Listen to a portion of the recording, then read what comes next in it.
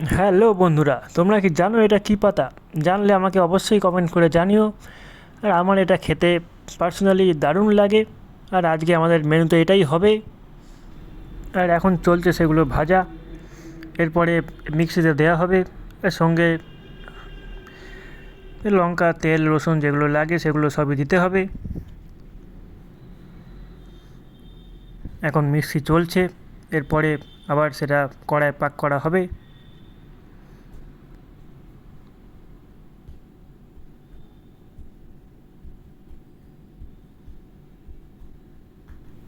আর এখন সেটা খাওয়ার জন্য পুরো রেডি।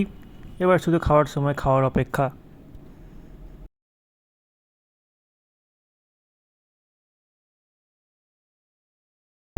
আর আমি এখন বসে পড়েছি খাওয়ার জন্য, কিন্তু তোমরা যদি কেউ জেনে থাকো অবশ্যই কমেন্টে জানিও।